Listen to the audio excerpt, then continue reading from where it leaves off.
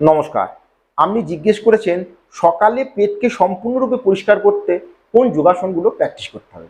দেখুন, যোগাসন তো প্র্যাকটিস করতেই হবে আপনার যদি কনস্টিপেশনের সমস্যা থাকে। তাছাড়াও আপনাকে রাফেজযুক্ত আহার বেশি নিতে হবে।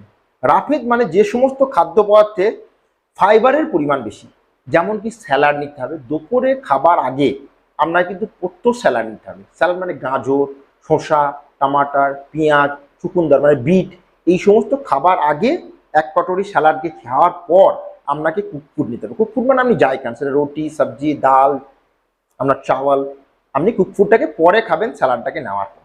এবং এখন যে আসনগুলোকে দেখাবো সেই আসনগুলোকে রেগুলার প্র্যাকটিস করতে হবে। আমরা আগেই শিখেছি সাং প্রক্ষালন ক্রিয়া বলে। আপনার পেটকে সম্পূর্ণরূপে ক্লিয়ার করতে আপনাকে সকালে করতে হবে সাং প্রক্ষালন ক্রিয়া।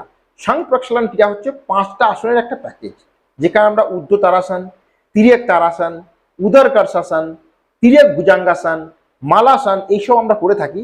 আজকে এর মধ্যে 3টে আসন আমরা শিখব। কালকে সকালে 2 গ্লাস জল, যদি জলটাও লুকওয়ার্ম হয় মানে একটু গুনগুনা হয় তাহলে আরো ভালো হয়। আপনাকে কি করতে হবে, সকালে ওঠার পর আপনাকে মলাসনে বসতে হবে এইভাবে, যেটা উক্রু বসা বলে, এটাকে বলা হয় মলাসন। এই মলাসনে বসে আপনি 2 গ্লাস জল, গুনগুনা জল হলে আরো ভালো হয়, মেরুদণ্ড স্ট্রেটকে রেখে এইভাবে জলটাকে আপনি গ্রহণ করবেন 2 গ্লাস।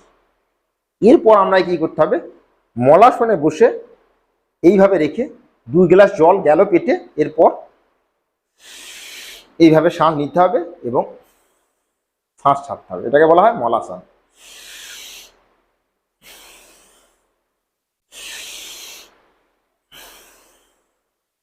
এরপর আপনাকে আরো 1 গ্লাস, আপনি যতটা পারবেন, জরুরি নয় যে 3 গ্লাসই জল খেতে হবে, ফিরসে আপনি কিছুটা জল গ্রহণ করবেন। এরপর এইভাবে হাতকে রেখে এখন করব উদর কর্ষাসন। বাঁ পায়ের যে হাঁটু সেটাকে এইভাবে রেখে রাইট পায়ের টো মানে বুড়ো আঙুলির কাছে রেখে এইভাবে শরীরটাকে টুইস্ট করব, বোঝা যাচ্ছে এইভাবে, এবং এখানে হোল্ড করব, শ্বাস নিয়ে ফির মাঝখানে আসবো। এর ফলে কি হবে, আপনি যে 2 গ্লাস জল খাওয়া হলো আপনার, সেটা কি হবে, পেটে আমরা যে বৃহদান্ত রয়েছে মানে লার্জ ইন্টেস্টাইন সেখানে পৌঁছাতে শুরু করবে। এবং যখন জলটা খাওয়ার পর আমি এই আসনগুলোকে করব, তখন কি পেটে একটা প্রেশারের সৃষ্টি হবে। পেটে প্রেশারের সৃষ্টি হলে কি হবে, আমরা যে বৃহদান্ত যেখানে রেকটামে যে মল জমা থাকে সেটা স্টিমুলেটের সৃষ্টি হবে।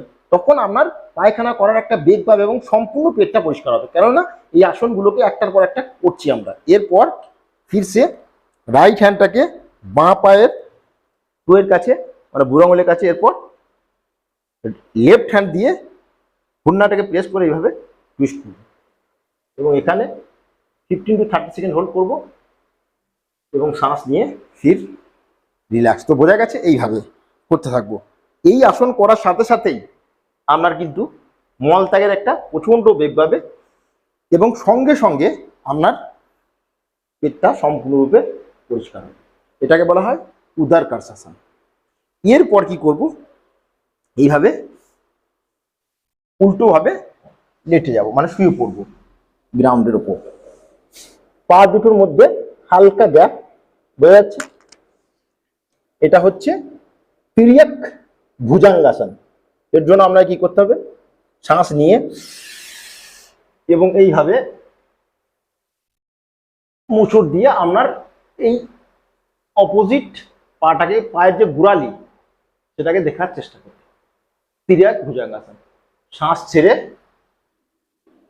নিচে, फिर শ্বাস নিয়ে फिर পায়ের গোড়ালিকে দেখার চেষ্টা করতে হবে, শ্বাস নিয়ে শ্বাস ছেড়ে নিচে, শ্বাস নিয়ে অপোজিট গোড়ালিকে দেখার চেষ্টা করতে হবে, শ্বাস ছেড়ে রিল্যাক্স, শ্বাস নিয়ে এবং শ্বাস ছেড়ে রিল্যাক্স। এই 3 আসন করার সাথে সাথেই শ্বাস নিয়ে শ্বাস ছেড়ে রিল্যাক্স, এই 3 আসন করার সাথে সাথেই আপনার মলত্যাগের বেগ পাবে এবং আপনার পেট সম্পূর্ণরূপে পরিষ্কার করতে হবে।